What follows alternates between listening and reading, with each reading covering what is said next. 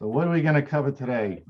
Well, one more housekeeping issue. Do us a favor because we have a lot of adverse action information incorporated into this presentation, but we realize a lot of you may have been with us last month. So in the bottom at the chat, at the bottom of your screen, there's simply a chat room.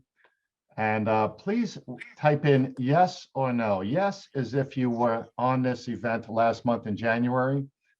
And no is if you missed our event last month. By showing up yes and no's, we'll figure out how much or how deeply we should go into this whole zero tolerance program. So thank you. Keep typing. JC, you're monitoring that. Yep, I got everything. Yep. Cool. I got it all, my friend. I got it all. Yeah, we don't want to waste your time if we don't have to. You could also put in there when we get to the zero tolerance piece, if you want us to continue talking or talk more about what we're actually seeing, let us know. The chat room is your friend, and we will be monitoring that. You can either use your microphone to ask questions or just put them in the chat. Okay. All right. We got 49 online. Let's run with this baby. All right.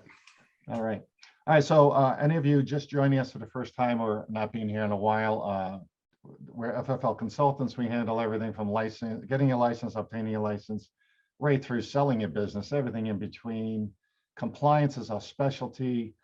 We started our business about 6-7 years ago because of all the adverse action issues out there and the need for FFL support to retain their licenses. We are also primary compliance consultants and security consultants to the National Shooting Sports Foundation, Firearms Trade Association. All right. Today, we will be talking about, give you first of all an ATF update on recent inspections, arm braces, 80% lowers all of the legislation coming your way. We will talk extensively about the zero tolerance impact that the program's having on FFLs like you. We'll certainly provide a real hands-on class, case studies, not stuff we're making up, stuff we're actually doing, and stuff you should be aware of.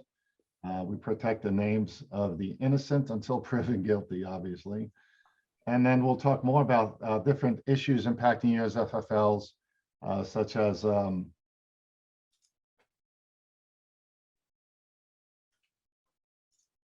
sorry, JB, I accidentally muted you. Well, you want me to stop talking or should I keep going? Sorry, I was clicking on somebody else and I got happy with it. No, it's good. It's all good. Yeah, so we'll be talking about the ATF update, zero tolerance, case studies, real life hands-on stuff we're dealing with that you should be aware of, and then how to avoid violations, and we have more. All right, I have no idea what I did with this little, I just put this little red line in here, my presentation for some reason. Sorry about that. Don't know how I did that, but let's keep going. It's, you know where it is, John? It's on the there's an annotation. Yeah, yep. Just take that well, off. There you go. All right, annotate, clear, select. Eraser. Hey, I got, oh, wait a minute. What the heck is going on? Just click on them. There you go. There you go. Thank you, JC. Yep. Technical assistance. Yeah. All right, so let's go ahead and talk about the recent inspections and that were posted. These are results posted in January, not completed in January. These inspections were completed in earlier months, could go as far back as August. You know how long it takes for an IOI to complete their report after they visit you, especially if you had violations, and there's an extensive report of violations. So these are the posted results. And what we got here is, oh, JC, I got this again. I don't know why this is happening. Let me get rid of this menu for some reason. Okay. I'm just going to close out. So this is an increase over the posted results from December. So but just under 100 inspections posted, the results posted. And what happens is, as a result of the posted results, they move to either a warning conference, warning letter, or maybe even a revocation. You can see those numbers highlighted in yellow. Again, these are events that were completed in January.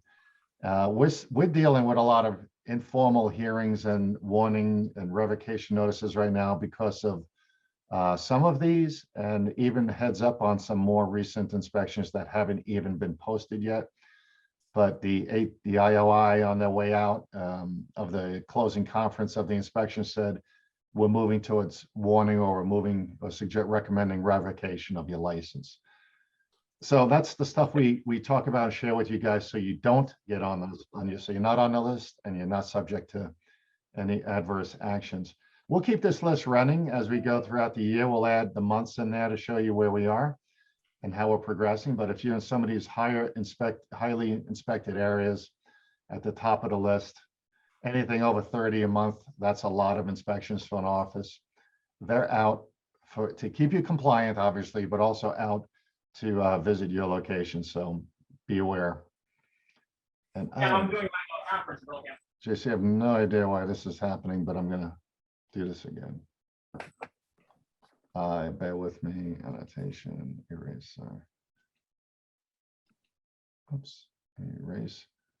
Sorry for this inconvenience. Get rid of that, get rid of that. All right, folks, here we go again. All right. We're going to move into some of the legislation that's on the agenda. We're going to keep you updated monthly on this, but JC, why don't you give us the update? Yeah, so on this one, the Arm-Brace thing came back up again. This was originally talked about last year, mid part of last year, and it covers the stabilizing brace on AR pistols. And here's what you need to know about this. It's looking like we'll have a final decision by August and direction from the ATF. The bottom line is a few wanted to push the envelope, and it's gotten the industry some attention from the ATF. So they're making a decision on factoring criteria. So what makes it an arm brace and what makes it a shoulder stock, and what turns it into an NFA versus keeping it a non-NFA. So if you have these firearms in inventory, you need to pay attention. Anyone in possession will have to go through that factoring criteria worksheet to determine whether or not that firearm falls into either GCA Title I firearm or NFA Title II firearm. Here's the bottom line. If this gets approved and pushed out, which we fully expect it will, you will have some options. And those options are remove that stabilizing brace, replace that barrel. That would be the most common solution that keeps that firearm as a GCA Title I firearm, which means you do not have to register it as an NFA firearm. Now, if you decide, no, I want to keep an NFA, then we'll have to talk about your options, because you'll have to register it. And the real question is whether or not type 1 FFLs or type 7 FFLs that are just a class 3 NFA dealer, whether or not they're going to be permitted to submit a Form 2 to register that device. So, we'll have to look at it. Nothing's saying that every stabilizing brace is not going to fall into the mix, or that every stabilizing brace is going to fall into the mix, but it's going to have to take all of the factoring criteria attributes into account to determine whether or not it is or is not GCA versus NFA. So, the key here is they want to keep it from being an SBR, so a short barrel rifle. All right. Effective date, August 22. I already talked about the Form 2 to register the firearm, so we need to figure that part out. The easiest thing is really to reconfigure the pistol with a stabilizing brace to make it an actual AR pistol or handgun. For anybody that's a pawn dealer, if you have these in pawn, our recommendation is when this goes into effect, not today, but when this goes into effect in August, just have that customer come in and remove that. Don't you remove it, because if you remove it, then it becomes a liability to you if you screw something up, break the firearm or break the stabilizing brace. Let the customer come in and do that. The same holds true for secondhand. If somebody wants to trade in their AR pistol and has an arm brace on it, just have the customer remove it. just say, hey, listen, I can't take it in this configuration. It's not a registered firearm. It's really that simple. So we're obviously monitoring this very closely as consultants to the industry. So just stay tuned. We'll get you more information as we get closer to August. JB, you going to take PMS? Yeah, personally manufactured firearms. This is the basically 80% lower ghost gun issue that the Can I ask a quick question before we move on? Sure. I'm sorry to interrupt you. Appreciate your time and thank you very much for including me in this Zoom. How accurate and how much variance is going to be from the projected forms with the numbering and the lettering of the items for creating a SBR and what you can and can't do? Are those forms pretty much the guidelines that they're working on now? No, they have the factoring criteria worksheet already published for review through the Federal Register. We can certainly make that available to everybody. How close is that going to be to what they're going to be the final, do you think? The expectation is that's going to be pretty much it. They may take some other things into consideration, but generally speaking, the factoring criteria is used by FITB. So, I mean, this is something that's been in place for quite some time. They're just adapting it to this particular scenario. Thank you. Yep. George, we'll when we send out the recording link, probably by Wednesday or so this week, guys, we'll include that factoring worksheet for those of you concerned as to what the ATF's actually considering. JC, is that final or is that It's not final. Nothing's final yet. So yeah. So, but the word I'm getting from HQ and the field divisions is that's going to be. I mean, they don't feel like it'll change much at all. So yeah. So it is what it is. I mean, I think the ATF was just nice, listing the information in the Federal Register for comments and replies. For each one of these bills, there was over 250,000, or one of them was 300,000 comments. So it's not like we didn't send our opinion and you didn't send your opinion, but we're not sure they even consider the opinions when they finally make these rulings. So you know how that goes, it's government bureaucracy. But back to personally manufactured firearms. Similarly, we have less information on this, even though this legislation is due to be finalized come June or July. We've read through a lot of the scuttlebutt, but nothing more formal has been published in the last 2 months, really. But it appears that all privately manufactured firearms, that's what they're calling them now, any ghost guns, home-built guns, ARs, home-built ARs, anything built from a kit is going to require a serialization. And that's something to consider. If you're ready to do this, want to do it, charge a fee for it, get new customers in the door. We actually think it's a good pre-marketing for you, but the holder, possessor of these firearms is going to have to get them serialized. So it's going to essentially eliminate, in view of what we're reading, eliminate the whole legal ghost gun problem that is plaguing the law enforcement agencies in cities where crime is rising. There's a lot of detail behind this. We don't know. We have no idea how it's going, how someone's going to be able to trace any of these, but it's going to start basically at the dealer, the FFL dealer somehow.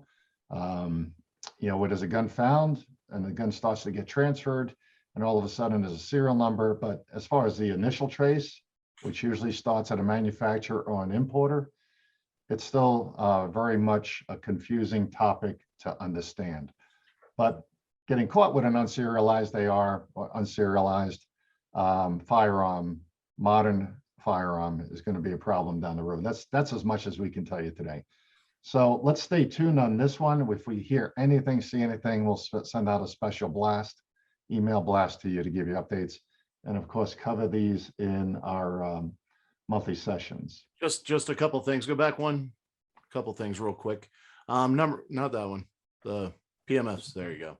A couple things on this. We found it really interesting. They went to type 1 and type 2s for these. Generally speaking, we do see a lot of type 1 and type 2s selling the kits. So we assume that might be the reason why. But the reason we find it interesting is because those are the most unlikely FFL types to have equipment and solutions in order to mark these devices. So In all the FFLs that we support, which is a ton, nobody has received this letter. So we're very anxious to get a hold of one of these. So if any of you received this letter and are willing to send it to us, you can PDF it, whatever the case may be, send us a picture. We just want to see what the letter is saying. So by all means, please forward it on so we can get it to the industry leadership and make them aware. Yep. Okay, great. Thanks, JC. Yep. Yep. So again, they're going to be serializing all of these, which means a lot of walk-in traffic. So folks in possession of these is going to have to find an FFL gunsmith or somehow serialize the firearm themselves. Again, this is very confusing and ominous at this point. So as long as we get more detail behind it, we will definitely let you know. But they are saying the term we keep hearing is significant changes. That's the only thing that the ATF is publicizing. So again, that expects to be out in June or July, with the Arm-Brace ruling to be in August or September. Okay. All right, zero tolerance. We talked about this our last episode. JC, yeah, there's a lot of folks who weren't here last month. So Gotcha. All right. So if you're not aware, in June, our illustrious president and the Department of Justice issued some policy changes regarding inspections and revocations.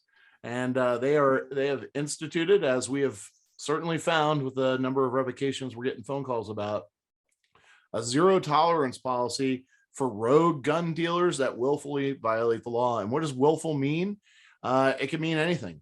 It can mean negligence. You had some negligence. Your employee was negligent and not filling out and not completing the 4473 properly. There are a number of different scenarios, and it's really that simple: negligence. When you signed your ATF Form 7 to obtain your license, you basically signed a document stating that you would follow the rules and regulations, and you understood that. When you had your ATF initial interview and inspection, you also received or should have received notification of regulations, which you would have had to sign off on. So just be aware of that. And we'll get into some of the zero tolerance items next. Go ahead, JB. Yeah. And just a reminder, folks, use your chat room to let us know if you have questions. We obviously take them, as George did, throughout the presentation, but plug them in if you want us to answer these at the end during our Q&A session. All right. So again, rogue gun dealer, right? Who knows what a rogue gun dealer is? They're considering a rogue gun dealer to be an FFL that commits a single willful violation. We are actually supporting an FFL, new FFL that came on board here in the last couple of weeks, who reached out to us because they received a notice of revocation. The notice of revocation was due to the fact that they transferred one firearm on day 31 after the original background check was filed. You have 30 days. On day 31, you have to rerun a background check and start all over again. They transferred one firearm and they are being revoked. Okay. And we are working through that process right now. So be aware, it is truly zero tolerance, one violation.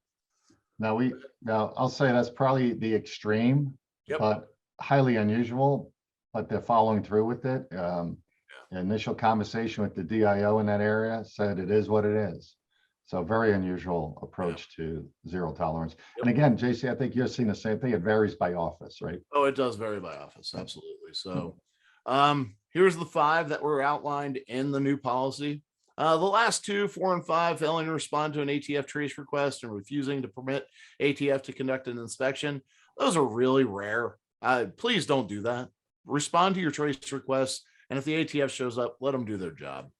The first 3 are the ones that you really need to take into account. Transferring a firearm to a prohibited person. What does that mean? Well, it can mean any number of things. They could have self-identified as a prohibited person. You could have been transferring a handgun to an out-of-state resident.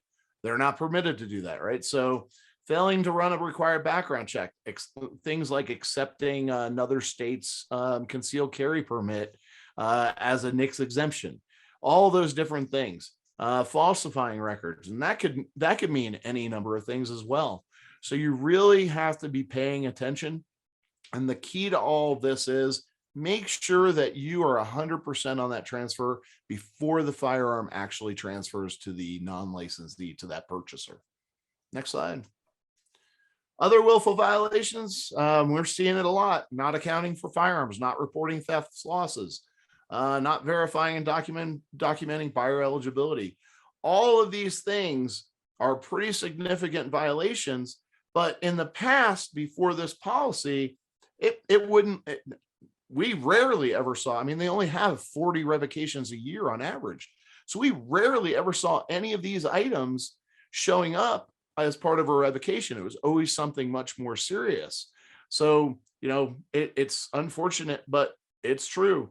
I mean, accepting an expired ID, make sure that you know that if there's some sort of exemption for the state that allows that ID to continue to be in good standing because of, say, the pandemic, that you know what that end date was and you're making sure you're 100%. The key here, I want to talk about that sting that we heard about, JC. We feel that the ATF is in certain offices out trying to identify violations to the federal requirements, obviously Gun Control Act. But if somebody walks in with a misspelled name, is that a valid ID? So we're finding scenarios where the same person is visiting multiple gun dealers in the same area, and thankfully our community is letting us know about some of these oddities. So if you have them, please either call us or text us or drop us an email so we can share it. That two people walked in and the name is obviously misspelled versus the photo ID versus what's on the 4473. And can they proceed because the person says it was misspelled by the DMV and they won't fix it? I've heard that 5 times in the last 30 days. So this is very odd. This is not your usual ATF sting, but we think there's different scenarios coming about.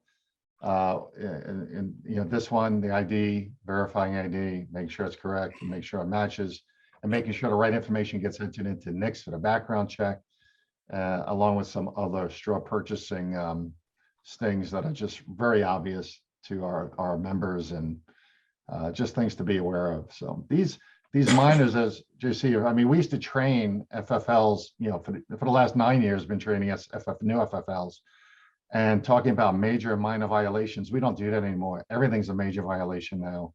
The Biden administration has changed that, so there's no more. We informally reclassified them all to majors and willful violations. So please be careful.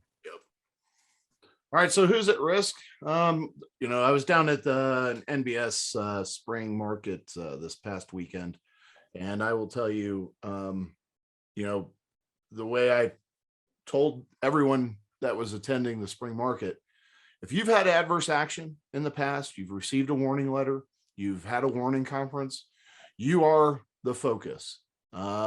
If you received either one of those types of adverse action, you need to be paying attention. You need to take a look at that report of violation and make sure that you take a look and make sure every one of those violations that were identified are corrected, and that you have a plan in place to prevent those from occurring in the future. Those are going to be key. The other piece, go back one slide there, JB. Yeah, no problem. So the other piece is anybody that's had a report of violations in the past, you may be susceptible to a follow-up inspection. But either way, what you need to do is go back through that report of violations and make sure that all those items identified, even if you didn't get a warning letter or warning conference, you need to make sure all those issues that were identified are corrected. Because as part of the IOI's prep, the industry operation investigator's prep, before he comes out and inspects you, is to review that document and know what you were doing wrong in the past to ensure that you're not doing it any longer. You were made aware of it, so you should have enacted practices to fix those violations. So be sure of that. Now, other factors, who's at risk? If you have a lot of denieds, if you have a lot of trace requests, those can bump you up the list. If you haven't been inspected for 5 years, that can bump you up the list. So just be aware of that. Any new FFLs on the call today, if you received a virtual, not an in-person initial interview and inspection with the ATF, that you will be inspected. By regulation, you have to be inspected after 12 months. So just be aware of that. that you're going to be inspected. So you need to be inspection ready every day. So don't wait, take action immediately. It could very well save your license, and that is not a lie. If you're identifying issues or concerns, and you need support with that, you need to give us a call, and we'll walk you through what we think needs to be done. If it's a really unusual situation, we may very well call ATF on your behalf, anonymously. We won't tell them who it is, and ask them, okay, this is the situation. How do we fix this? So just, we can't reiterate it enough. Inspection ready every day is key. So take a look. When was your last inspection? That'll tell you how likely it is you'll be re-inspected and what the results of that inspection was. That'll give you another good idea of the likelihood. Just reiterate it again, make sure that you're complying, and that any violations that you had previously are corrected going forward. So you want to make sure that's 100%. Yeah. See, let me tell you a story about NBS last week, and the FFL afterwards, who didn't realize he had already been warned. Yeah. Yep. He had no idea that he had a warning conference, which was very interesting to me. Well, the story is JC was, did his presentation on zero tolerance, and someone, obviously a couple of questions, but one of we haven't seen this FFL in several years, but he wound up approaching JC and asking about his recent report or his recent inspection, and said he didn't feel it went as well as expected, had some of that harsh terminology at the end of the closing conference, and said, he's a premium member with the National Shooting Sports Foundation, said, can you guys help me? We said, of course. Lo and behold, now we realize, after looking at his inspection results from a couple of years ago, he was actually already through a warning conference. Yeah. Without realizing the severity of it, I guess. And he's got a couple of different locations, so that might have been some of the confusion. So now it's not a matter of going back to another warning conference. Now it is expected that they'll move to the next step. So what is your status is big. You need to know where you stand with this. And the other point there is, make sure that you are paying attention at the end of your inspection. If you have an inspection, they'll do a closing conference with you and listen to what they're telling you. If you hear something to the effect of, I've got to go back and talk to my bosses, your next phone call, as soon as he walks out that door, should be to us. Because I'll tell you what, that does not give me good vibes as far as what's going to come down the pipe next. So we'll have to look at the report of violations and determine what's coming at you. So just be aware of that. Listen very carefully at that closing conference. Right. Yeah, and the other big thing on your prior visit, everyone, if you've been visited before, you know what the process is, but you get a closing report. Yep. And hopefully most of you have gotten that. Here's a few violations, get better, we'll see you in a few years type of letter. But if you got anything that references a warning conference, a warning letter with stipulated corrective measures to take, you must make sure they've all been completed, undertaken, implemented, corrected, because that is the first thing any IOI is going to look at when they walk in to do an inspection at your place of business, is your prior visit report. And again, any reoccurrence of a prior identified item, any reoccurrence is going to be deemed negligent. I did tell the story last week. I told the story of one ATF director, actually one ATF general counsel, one ATF attorney we've dealt with recently, actually divulged to us that he was at an ATF attorney meeting up in northwestern part of the country. And they were having discussion about all of this and the ongoing activities and implementation. And they were all asked their opinion. And one unnamed person attending the meeting said, well, I consider one completed 4473 that's completed correctly to be proof that FFL understood the requirements of all future ATF Form 4473s. In essence, he said, as long as they filled one out correctly, then they could be held accountable for all of them. being filled out correctly. So that was a very concerning, even this attorney said, I don't know what you mean by that. How can you do that with turnover, different people, and different folks in the meeting? Sorry, my computer's acting weird on me here. He says, I don't know why or how this could occur and how we can hold people accountable if different people are filling out and completing the Form 4473s, even after one was completed correctly. So this is just the thought process I want to share with you, because we're tackling all types of issues coming our way, and they're all a little bit different. It doesn't look like anything is quite standard to what it was a year ago. Hopefully that raises your concern a bit. Yeah. Okay. All right, prepare yourself, guys. This is what's happening with the ATF.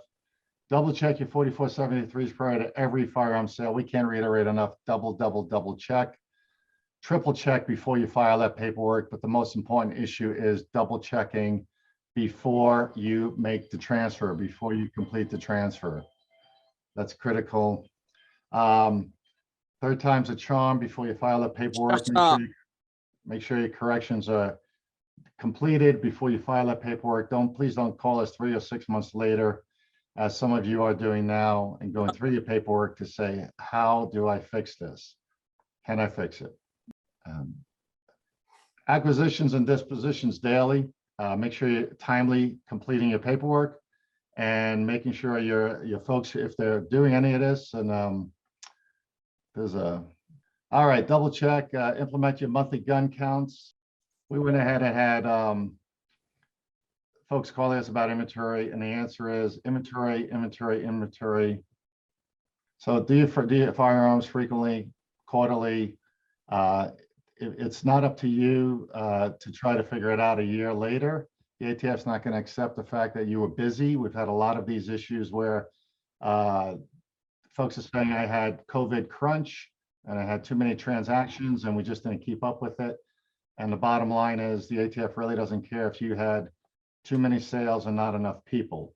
So you must make sure your inventories are up to snuff. You've conducted an inventory recently, hopefully, and we'll make sure your corrections are completed. And if you got any questions, give us a call. Do the firearm off of do the inventory off of the firearm, not off of a box or label. Critical to make sure your 3310.4s and 3310.12s are getting submitted same day, not next day, not the end of the week. These are now some of those willful negligent violations that the ATF is absolutely focused on. That's one of the reports they have when they walk in and visit you. They will go ahead and visit you with a list of and dates of forms submitted and make sure they align with the actual completion of those transfers. Okay. Respond to traces same day. JC went all over that. Not responding same day is a problem. You will be highlighted and referred to the local office. And then lastly, make sure your straw purchase training is firmly in place. If you need any Don't Lie for the Other Guy kits available from the Don't Lie program, either call us or go to don'tlie.org, and you could order your kits for free for your location and serve your community well and maintain public safety. Okay. All right, and avoid the really bad stuff. Okay, what's the really bad stuff? Missing a firearm that's not reported. Transferring a firearm to a prohibited person. And a prohibited person could be many things. Self-reported, as JC said, could be a denial. And in some cases, is somebody who just shouldn't have a firearm, who maybe passes a background check. Just because they pass a background check doesn't eliminate your requirement to qualify the purchaser and qualify the reason for that transfer. That you'll always be held accountable for that. And then always beware of the straw purchase issue, maybe possibly involving a prohibited person. Failure to retain a 4473. I literally had a call earlier today of a fellow who says, I'm a collector and I didn't realize I was supposed to fill out a 4473 whenever transferring firearms from my corporation, that's my license is listed under, to myself.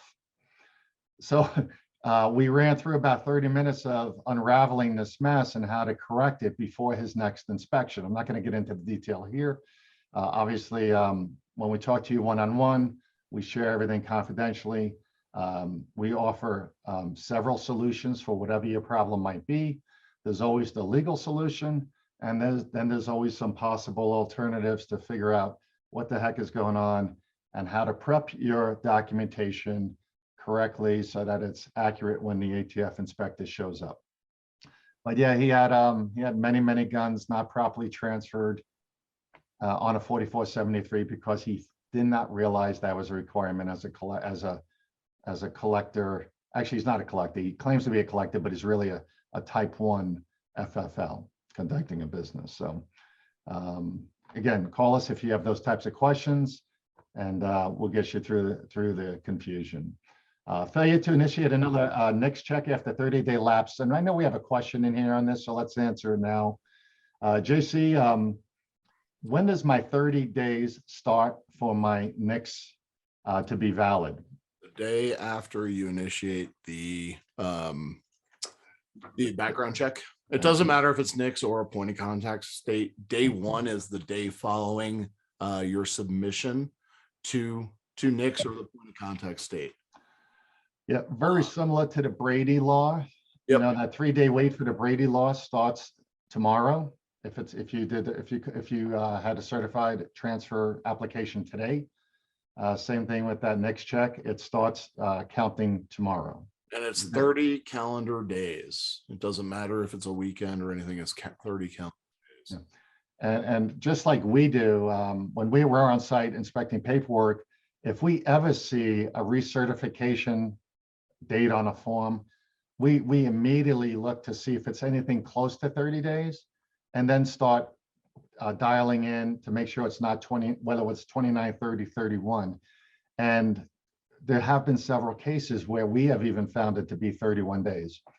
So luckily we found it, not the ATF. So remember, the counting starts tomorrow. Do not use a calendar. Don't just go by a calendar month, meaning the 1st to the 30th. You have to count the actual calendar days. Okay. And it's not business days, it's calendar days on that one. Failure to submit your multiple sales forms, failure to respond to traces, and obviously knowing you're completing a straw purchase or an obvious straw purchase, beware of all of these. These are the really bad things. Okay. All right, JC, you want to grab this one? Yeah, I'll take this one. So electronic firearms record. This is something that we just ran into recently. One of our FFLs went through an inspection, and basically the inspection went swimmingly. No real big issues, no concerns until the IOI, the Industry Operations Investigator, reviewed their electronic firearms paperwork. And this 2016-1 and 2 relate to everything from E4473 to EA&D, as well as storing records electronically, which in that case, you need to have a variance for that specific item. But one of the things that the IOI inspected was he walked through purchasing a firearm or filling out the paperwork to purchase a firearm. And he found that a field, the date field for the certification, was being auto-populated, and basically told the FFL that they needed to cease and desist utilizing that electronic system. So keep in mind that you as the FFL, not the software provider, you as the FFL is required to make sure that whatever systems you're using are in complete and total compliance with these rulings. For those of you that see the advertisements out there regarding ATF approved software, they are not ATF approved. ATF does not approve software. There is no such thing. They can submit their software to the ATF for feedback, but that's it. They'll never provide any type of approval. They won't allow the ATF to actually state, ATF certified or anything like that. There is no such thing. So you as the FFL need to make sure your systems are 100%.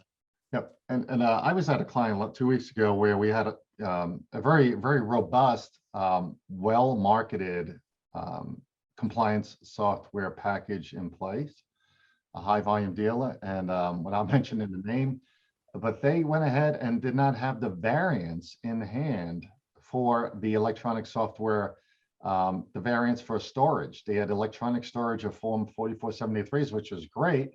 You're not printing anything, but they also didn't have the variants in hand.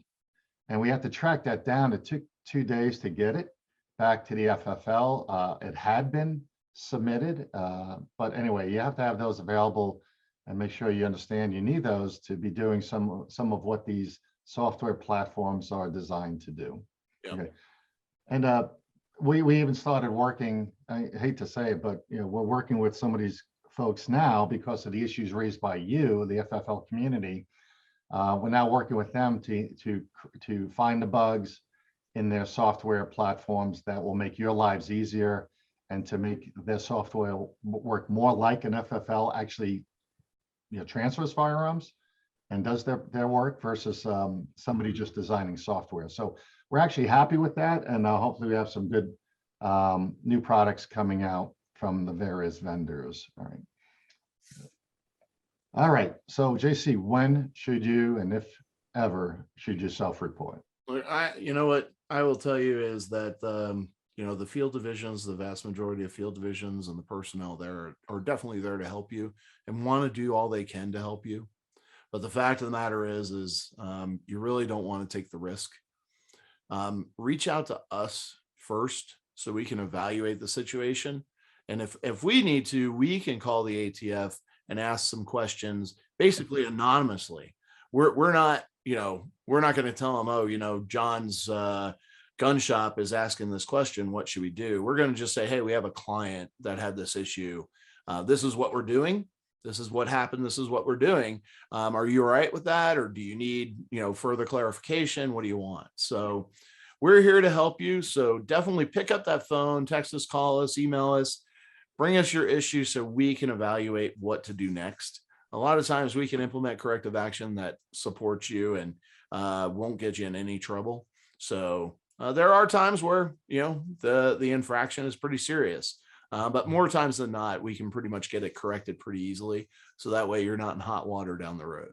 Yeah, and don't take it lightly when they say, oh, thanks for calling, glad you called. We're finding that those issues of reporting, self-reporting, are actually showing up on the closing reports, the closing conference reports for visits, which is absurd. We have a trial next week. We have an informal hearing next week with one client. And it'll be our first toes in the water, so to speak, on this new zero tolerance directive. We're going to find out because it's all statutory. Everything we've got in the Gun Control Act and the federal requirements for FFLs is all statutory. It's documented law that you guys are following. So we're finding it absurd that some of these processes that are defined by law are being misread or misconstrued or misappropriated when it comes to an inspection. And the issue is we had a dealer calling his trusted IOI on several issues. And lo and behold, when that IOI showed up for an inspection, all of those issues reported earlier were now listed as reported violations to procedures, not identified during the inspection, but identified during prior conversations with the IOI. So we're very concerned and confused about some of the foregoing activities that we're going to be facing with as FFLs. So we will keep you updated on that. It's going to, again, be our first attempt to unravel some of this and clearly understand where to go. And we do have attorneys involved. It's one of the things we do is get attorneys involved when necessary. But just something we're going to be able to broadcast next month and educate you on. So even go back to the basic one of reporting a firearm missing. Please, before you do that, give us a call. Make sure you've exhausted all efforts to identify that firearm and go through our checklist before you pick up that phone and automatically say, I'm missing a firearm, because there are some legal aspects to when your time runs out for reporting that firearm missing. Okay. All right. Real quick update. Hey, JC, hey guys, we got some great questions in the chat room. Keep them coming. We're going to go through all these. We're almost done. We won't be too long, but please throw your questions in there and we'll get those answered in just a few minutes. Yep. Just real quick, I'll touch on this. FedEx recently, back in January, changed its policy regarding shipment of firearms. Only federal firearms licensees are now allowed to ship firearms through FedEx. And in addition, you have to have a shipping compliance agreement in place with FedEx in order to ship firearms. We just had an FFL that experienced a loss, filed a claim. The claim was denied because of the fact that he did not have a shipping compliance agreement in place. I will tell you, you're to contact your FedEx account executive. If you don't have one, contact FedEx and they'll tell you who it is.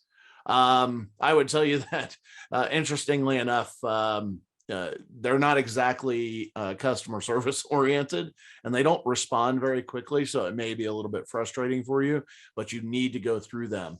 And the FedEx firearms shipping compliance agreement is available on FedEx.com. As a result of all of this scuttlebutt with the zero tolerance, we're hearing from, unusually quickly, we're hearing from clients and FFLs that their insurance companies have been reaching out to them with letters requiring them to provide information, including any recent adverse actions. This is a big red flag for us. We did contact our insurers we do recommend to anybody asking us. And we're hearing some mixed stories. So if you're getting those letters, give us a call. We do have a 2A supportive insurer who is, he understands this. They understand this. They're one of the larger brokers actually that say, hey, we're not going to get wrapped up into politics. We're not going to raise premiums because of stuff that hasn't happened yet. So just be aware of that. If you get one of those letters, reach out to us and we'll give you some options to consider. So your deductibles and your premiums don't get impacted negatively. Yeah. We are seeing rates go up, so just be aware. Yeah. And that's property, liability, workers' comp, any type of insurance you have right now. Hey, okay, winding down here and getting to Q&A, but hey, this coming Friday, JC and I are doing a couple mini workshops remotely, virtually with the Montgomery County Community College down in North Carolina. They have a great gunsmithing program. They put this on every year. It's called Guns, Goals, and Grit Business Summit.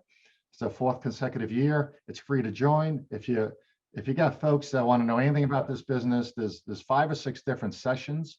Again, JC and I are running 2 of them, all based on being profitable and not so much compliance, but how to grow your business, be profitable. And it's also a great resource to find good gunsmiths. These guys have been graduating gunsmiths that we recommend for placement all over the country. Again, it's this coming Friday, but you do have to register. The information's right there if you want to take a quick snapshot or picture of it. https://bit.ly/gunssummit2022. It's all case sensitive when you register, when you type this in or copy it into your web browser to register. Make sure the capital G and capital S are there. Otherwise, you won't get to the site. So that's awesome. That's this year. And hope to see some of you on Friday. If you're online with us, please say hi and support the program. Where are we going? Well, JC just got back from SHOT Show and MBS. I'll be at the Texas Association of Pawnbrokers in just, I think, a couple of weeks. If you're going to be there, please stop by the NSSF booth. Say hi to me. I will be there to answer all your questions, complimentary, of course. If you want one-on-one time with me, please just send me an email. I'll make it happen. Again, we'll see you Friday if you can join that event. And then we've got Nick's Retailer Days. Nick's Retailer Days, JC, why don't you give them a little more on that? So Nick's Retailer Days is in support of the FBI and the Department of Justice. And we'll be going around the country teaching a few different courses on straw purchase prevention, suicide prevention on ranges, talking about risk and liability and how to, get some strategies in place to prevent folks from stealing your property and your products. This is put on by Nick's. ATF will be there. We will be there. We all teach a couple different sessions. So keep an eye out for those. Space is limited. Every one of these is actually being held at a Bass Pro Shops or Cabela's. They've got space for it, so you will have to register in advance to make sure that you secure a seat.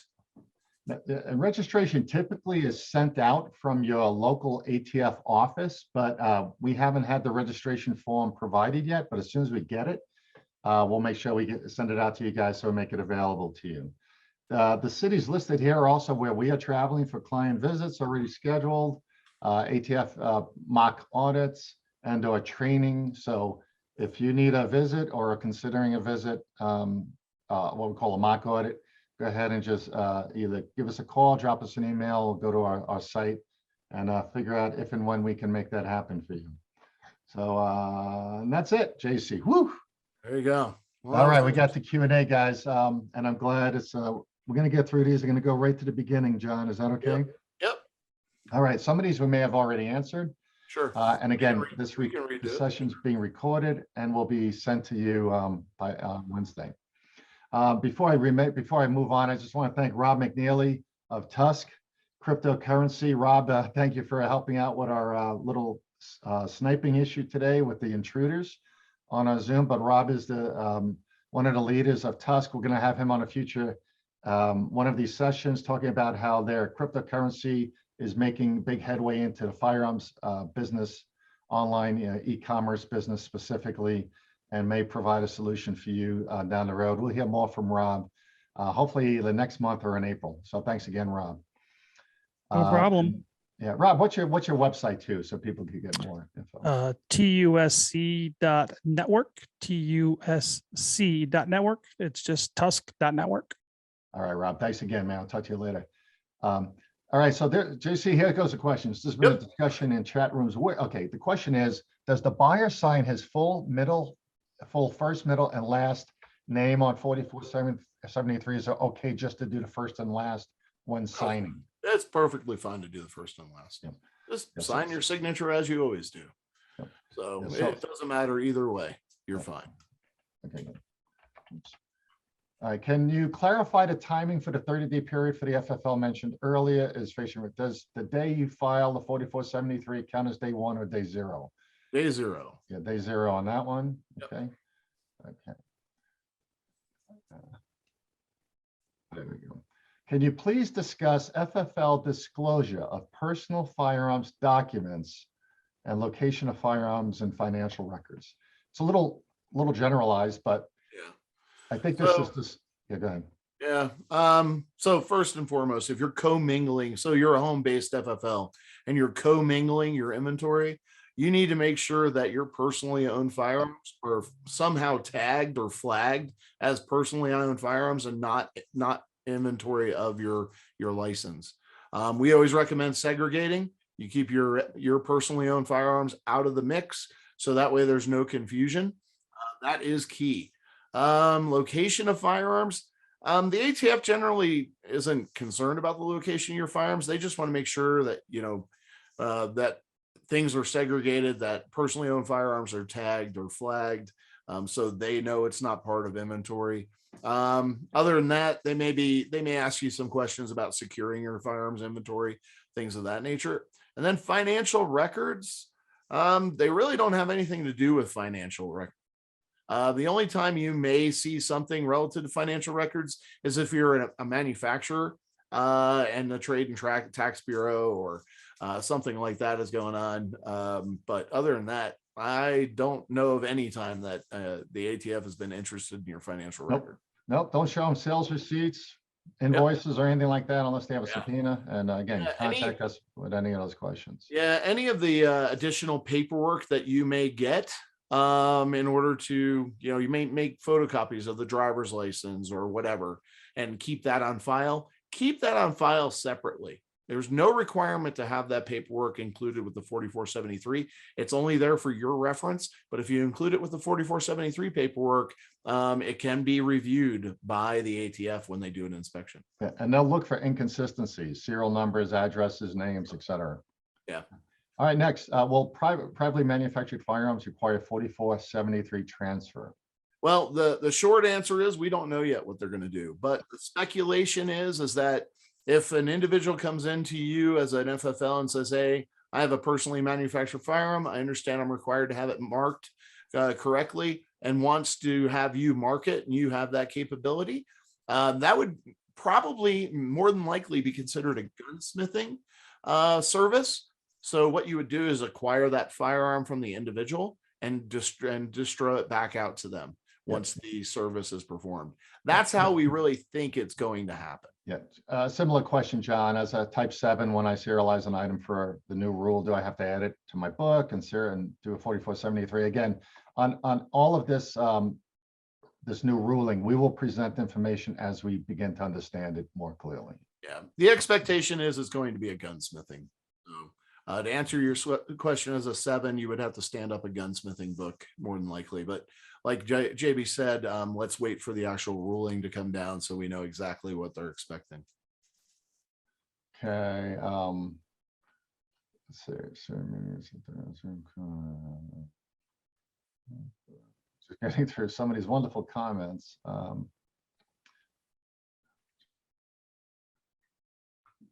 What is the proper procedure on running 4473 from clients with out-of-state license to carry recognized by your state?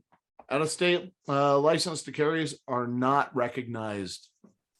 So do not transfer a firearm with somebody you can use as long as it meets the attributes of an identification. You can use it for identification, but you cannot use an out-of-state license to carry or concealed weapons permit as an exemption to the next background check.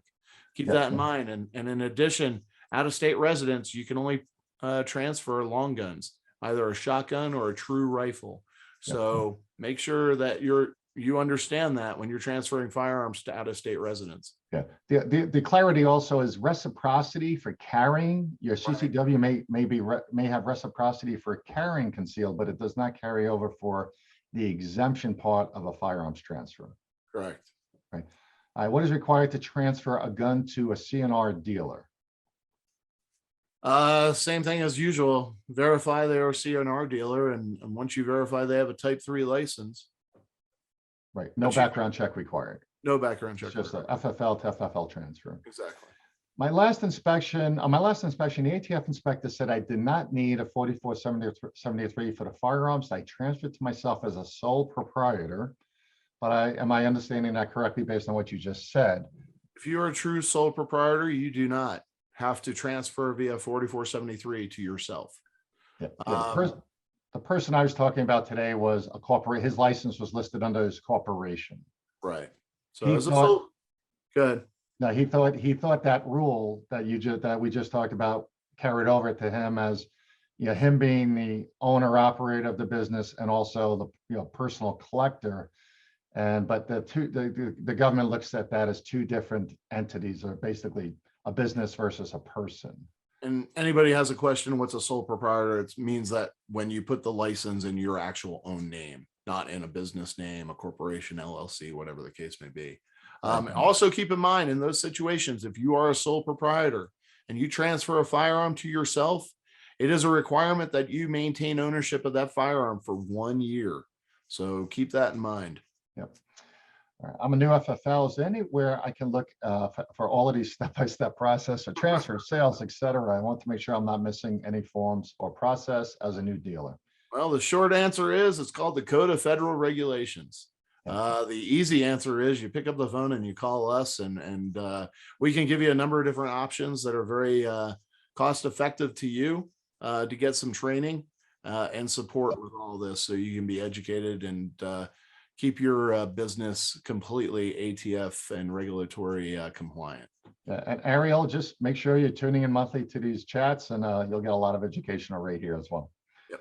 All right, we had a gun missing, reported it, and later recovered it, notified ATF. Do I need to do anything else? Nope, that's exactly what you need to do. Just make sure you also reported it to the local police department if they were not involved. That way everybody can make sure that it's out of NCIC. Yep. Just briefly on this, the known loss, 3310.11, which is a theft loss report. Again, call us, we'll help you fill that out, write the right information on there so you don't raise any eyebrows on the ATF side, and you do not, there's certain things you need to do to make sure you do not initiate your own unexpected inspection and inventory by them. There's certain boxes you have to check correctly, and there's certain things you can say. But most importantly, when you find that gun, if it's an inventory issue, or you figure out where that gun was located, you go ahead and notify the ATF. So they basically dismiss that report. Yeah, and make sure that you get some sort of clarification from them that it's been taken care of.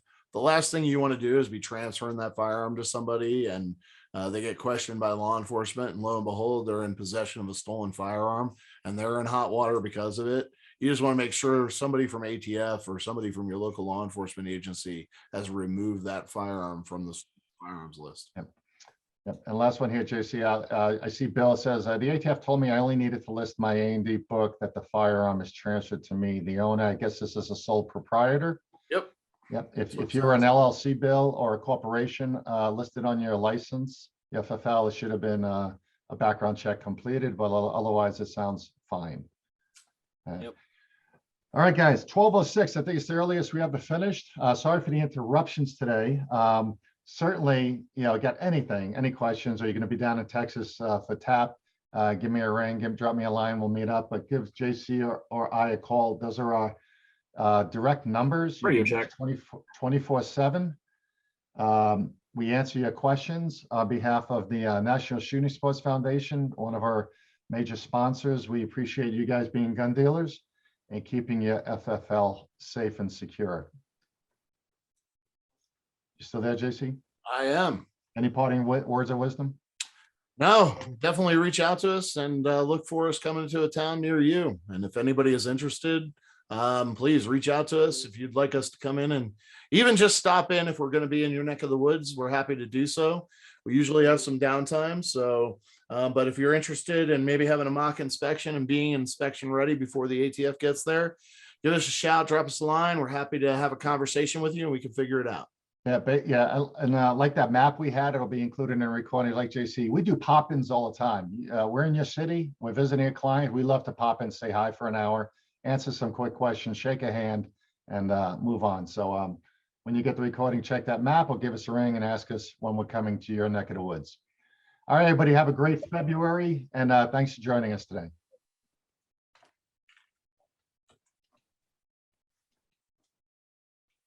Well, that was fun.